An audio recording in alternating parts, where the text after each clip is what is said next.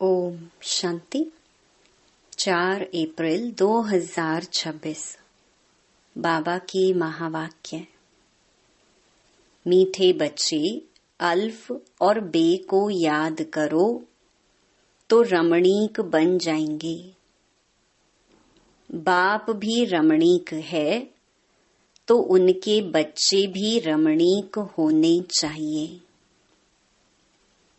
प्रश्न: देवताओं के चित्रों की कशिश सभी को क्यों होती है?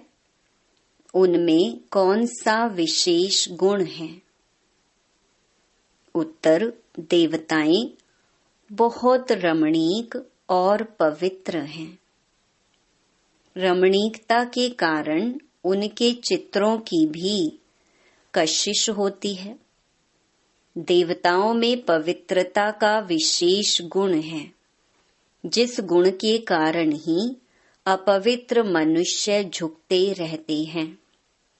रमणीक वही बनते जिनमें सर्व दैवी गुण हैं, जो सदा खुश रहते हैं। ओम शांति। आत्माएं और परमात्मा का मेला कितना वंडरफुल है। ऐसे बेहद के बाप के तुम सब बच्चे हो, तो बच्चे भी कितने रमणीक होने चाहिए। देवताएं भी रमणीक है ना, परंतु राजधानी है बहुत बड़ी। सब एकरस रमणीक हो नहीं सकते। फिर भी कोई कोई बच्चे बहुत रमणीक हैं जरूर। रमणीक कौन होते हैं? जो सदैव खुशी में रहते हैं, जिनमें दैवी गुण हैं। यह राधे कृष्ण आदि रमणीक है ना। उन्हों में बहुत बहुत कशिश है। कौन सी कशिश है? पवित्रता की। क्योंकि इन्हों की आत्मा भी पवित्र है तो शरीर भी पवित्र है। तो पवित्र आत्माएं अपवित्र को कशिश करती हैं, उन्हों के चरणों में गिरती हैं। कितनी उनमें ताकत है। भल सन्यासी हैं, परंतु वह देवताओं के आगे जरूर झुकते हैं।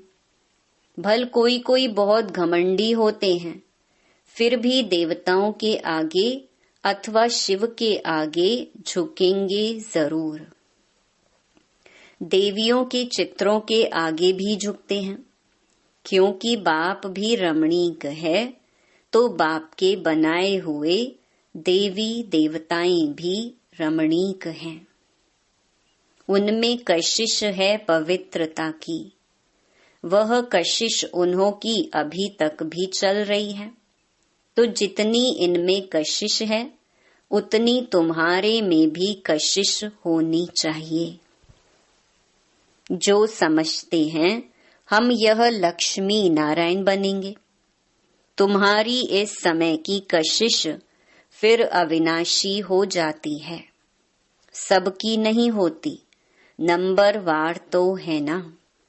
भविष्य में जो ऊंच पद पाने वाले होंगे, उनमें यहाँ ही कशिश होगी, क्योंकि आत्मा पवित्र बन जाती है।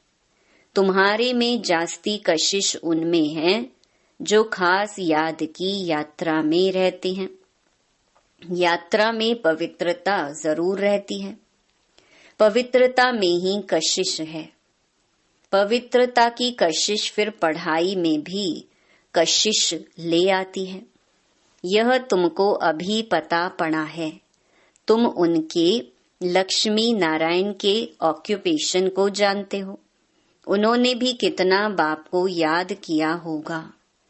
यह जो उन्होंने इतनी राजाई पाई है, वह जरूर राजयोग से ही पाई है।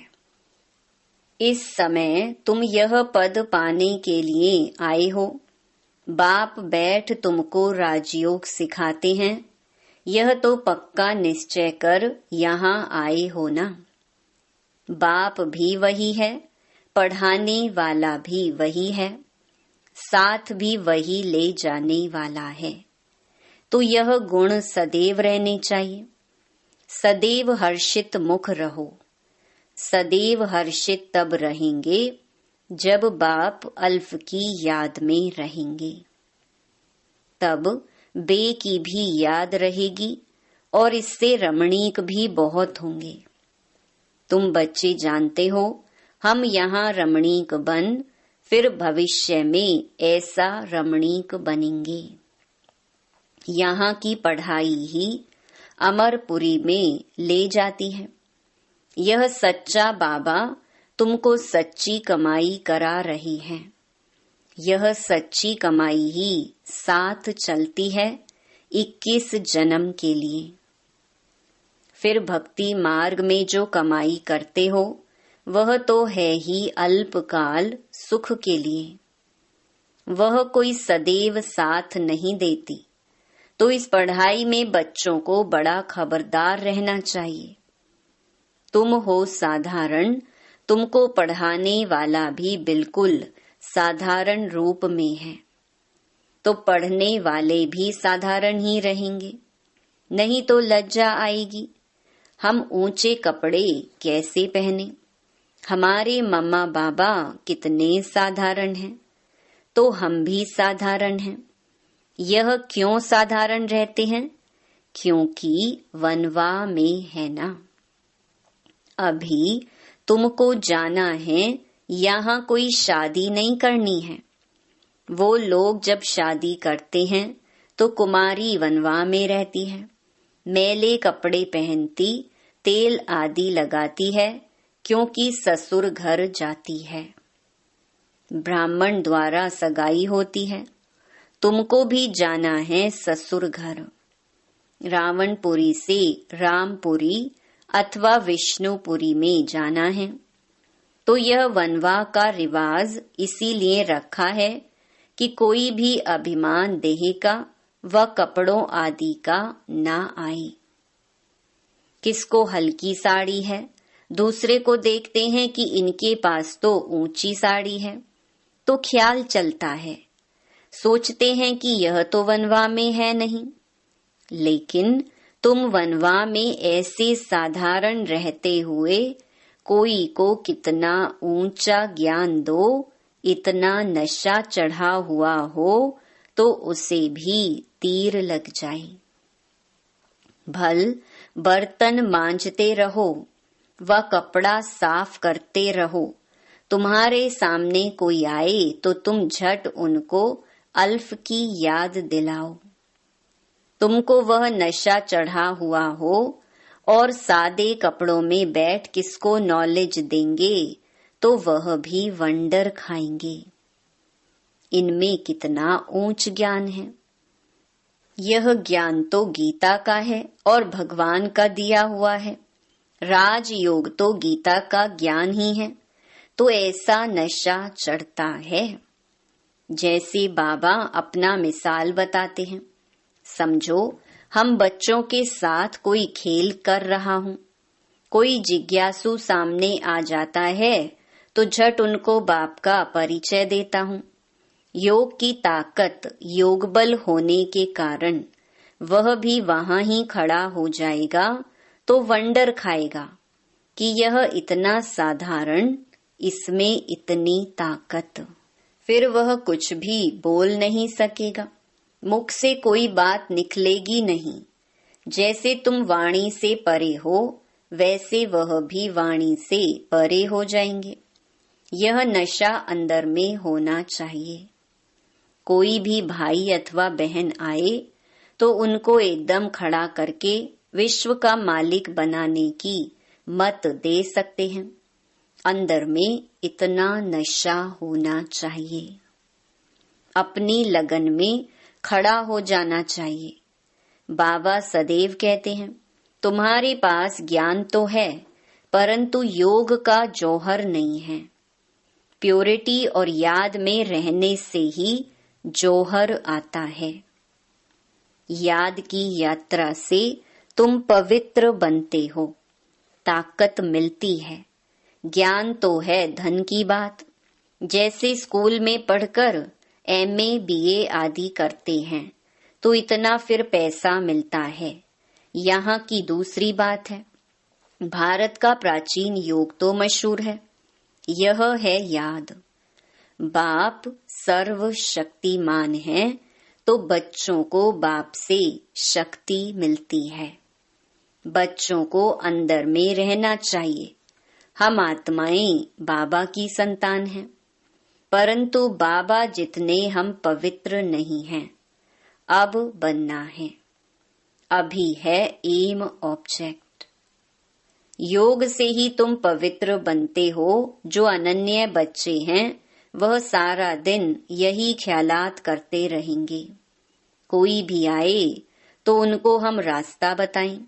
तरस आना चाहिए, बेचारे अंधे हैं। अंधे को लाठी पकड़ा कर ले जाते हैं ना। यह सब अंधे हैं, ज्ञान चक्षु है नहीं। अभी तुम्हें ज्ञान का तीसरा नेत्र मिला है तो सब कुछ जान गए हो। सारी सृष्टि के आदि मध्य अंत को हम अभी जानते हैं। यह सब भक्ति मार्ग की बातें हैं। तुमको पहले भी पता था क्या कि hear no evil, see no evil. यह चित्र क्यों बना है? दुनिया में कोई भी इनका अर्थ नहीं समझते। तुम अभी जानते हो। जैसे बाप नॉलेजफुल है, तुम उनके बच्चे भी अब नॉलेजफुल बन रहे हो, नंबर वार पुरुषार्थ अनुसार। कोई कोई को तो बहुत नशा चढ़ता है। वाह, बाबा का बच्चा बनकर और बाबा से पूरा वर्षा नहीं लिया तो बच्चा बनकर ही क्या किया। रोज रात को अपना पोता मेल देखना है। बाबा व्यापारी है ना। व्यापारियों को पोता मेल निकालना सहज होता है। गवर्नमेंट सर्वेंट को पोता मेल निकालना नहीं आता है, ना वह सौदागर होते हैं। व्यापारी लोग अच्छा समझेंगे। तुम व्यापारी हो, तुम अपने नफे नुकसान को समझते हो। रोज खाता देखो, मुरादी संभालो। घाटा है व फायदा है। सौदागर होना। गायन है ना, बाबा सौदागर रत्नागर है। अविनाशी ज्ञान रत्नों का सौदा देते हैं। यह भी तुम जानते हो, नंबरवार पुरुषार्थ अनुसार। सब कोई श्रूड बुद्धि नहीं है। एक कान से सुनते हैं फिर दूसरे से निकल जाता है। झोली में छेद से निकल जाता है, झोली भरती नहीं है। बाप कहते हैं, धन दिए धन ना खुटे। अविनाशी ज्ञान रतन है ना। बाप है रूप बसंत। आत्मा तो है, उनमें ज्ञान है। तुम उनके बच्चे भी रूप बसंत हो। आत्मा में नॉलेज भरी जाती है, उनका रूप है। भल आत्मा छोटी है, रूप तो है ना। उनको जाना जाता है, परमात्मा को भी जाना जाता है। सोमनाथ की भक्ति करते हैं तो इतने छोटे स्टार की क्या पूजा करेंगे। पूजा के लिए कितने लिंग बनाते हैं। शिवलिंग छत जितना बड़ा बड़ा भी बनाते हैं। यूं तो है छोटा, परंतु मर्तबा तो ऊंच है ना। बाप ने कल्प पहले भी कहा था कि इन जप तप आदि से कोई प्राप्ति नहीं होती है। यह सब करते नीचे ही गिरते जाते हैं, सीढ़ी नीचे ही उतरते हैं। तुम्हारी तो अब चढ़ती कला है। तुम ब्राह्मण पहले नंबर के जिन्न हो। कहानी है ना, जिन्न ने कहा हमको काम नहीं देंगे तो खा जाएंगे। तो उनको काम दिया, सीढ़ी चढ़ो और उतरो, तो उनको काम मिल गया। बाबा ने भी कहा है कि यह बेहद की सीढ़ी तुम उतरते हो फिर चढ़ते हो। तुम ही फुल सीढ़ी उतरते और चढ़ते हो। जिन तुम हो, दूसरे कोई फुल सीढ़ी नहीं चढ़ते हैं। फुल सीढ़ी का ज्ञान पाने से तुम कितना ऊंच पद पाते हो। फिर उतरते हो, चढ़ते हो। बाप कहते हैं मैं तुम्हारा बाप हूँ। तुम मुझे पतित पावन कहते हो ना, मैं सर्वशक्तिमान ऑल माइटी हूँ, क्योंकि मेरी आत्मा सदैव 100% पवित्र रहती है। मैं बिंदी रूप अथॉरिटी हूँ। सब शास्त्रों का राज जानता हूँ। यह कितना वंडर है। यह सब वंडरफुल ज्ञान है। ऐसे कभी सुना नहीं होगा कि आत्मा में 84 जन्मों का अविनाशी पार्ट है। वह कभी घिसता नहीं है, चलता ही आता है। 84 जन्मों का चक्कर फिरता आता है। 84 जन्मों का रिकॉर्ड भरा हुआ है। इतनी छोटी आत्मा में इतना ज्ञान है। बाबा में भी है तो तुम बच्चों में भी है। कितना पार्ट बजाते हैं। यह पार्ट कभी मिटने का नहीं है। आत्मा इन आँखों से देखने में नहीं आती है बिंदी। बाबा भी कहते हैं मैं ऐसा बिंदी हूँ। यह भी तुम बच्चे अब समझते हो।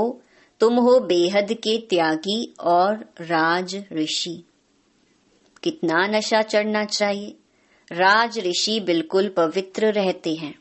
राज ऋषि होते हैं सूर्यवंशी, चंद्रवंशी, जो यहाँ राजाई प्राप्त करते हैं, जैसे अब तुम कर रहे हो। यह तो बच्चे समझते हैं कि हम जा रहे हैं, खिवैया के स्टीमर में बैठे हैं, और यह भी जानते हैं यह पुरुषोत्तम संगम युग है। जाना भी जरूर है पुरानी दुनिया से नई दुनिया में वाया शांति धाम। यह सदैव बच्चों की बुद्धि में रहना चाहिए। जब हम सतयुग में थे तो कोई खंड नहीं था, हमारा ही राज्य था। अब फिर से योग बल से अपना राज्य ले रहे हैं, क्योंकि समझाया है योग बल से ही विश्व की राजाई पा सकते हैं। बाहुबल से कोई नहीं पा सकते। यह बेहद का ड्रामा है। खेल बना हुआ है। इस खेल की समझानी बाप ही देते हैं। शुरू से लेकर सारी दुनिया की हिस्ट्री, ज्योग्राफी सुनाते हैं। तुम सूक्ष्म वतन, मूल वतन के राज को भी अच्छी रीति जानते हो। स्थूल वतन में इनका राज्य था, अर्थात हमारा राज्य था। तुम कैसे सीढ़ी उतरते हो वह भी याद आ गया। सीढ़ी चढ़ना और उतरना यह खेल बच्चों की बुद्धि में बैठ गया है। अब बुद्धि में है कि कैसे यह वर्ल्ड की हिस्ट्री, ज्योग्राफी रिपीट होती है। इसमें हमारा हीरो हीरोइन का पार्ट है। हम ही हार खाते हैं और फिर जीत पाते हैं, इसलिए नाम रखा है हीरो हीरोइन। अच्छा, मीठे मीठे सिकी लधे बच्चों प्रति माता पिता बाप दादा का याद प्यार और गुड मॉर्निंग। रूहानी बाप की रूहानी बच्चों को नमस्ते। धारणा के लिए मुख्य सार। पहला, अभी हम वनवाह में हैं, इसीलिए बहुत बहुत साधारण रहना है। कोई भी अभिमान देह का व कपड़ों आदि का नहीं रखना है। कोई भी कर्म करते बाप की याद का नशा चढ़ा रही। दूसरा, हम बेहद के त्यागी और राज ऋषि हैं।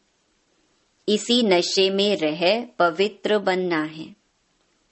ज्ञान धन से भरपूर बन दान करना है। सच्चा सच्चा सौदागर बन अपना पोता मेल रखना है।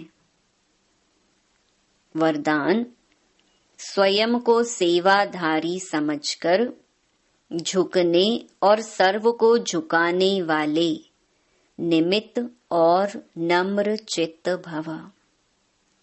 निमित्त उसे कहा जाता जो अपने हर संकल्प व हर कर्म को बाप के आगे अर्पण कर देता है।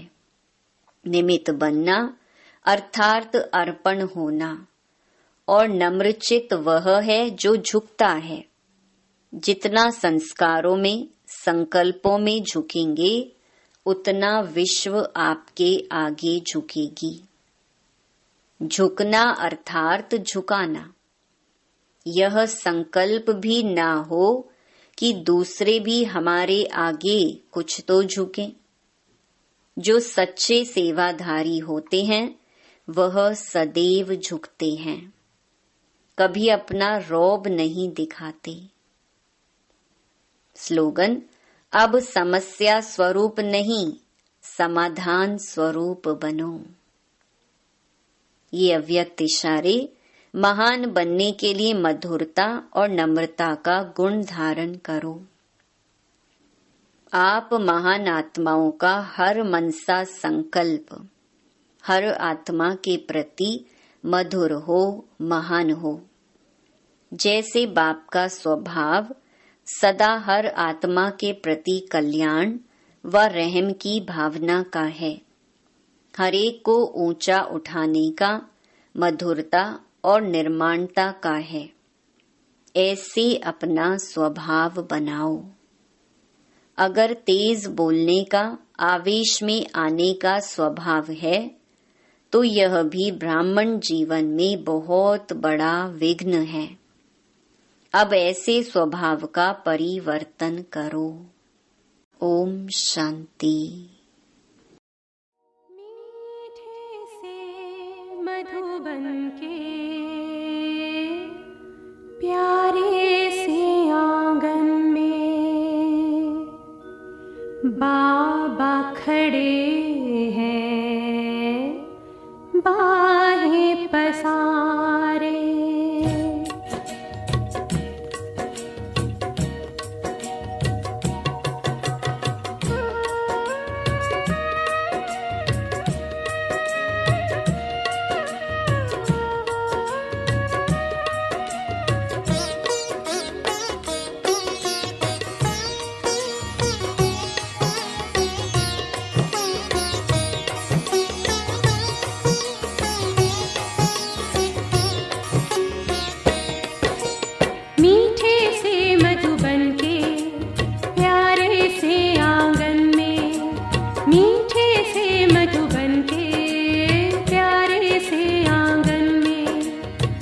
बाबा खड़े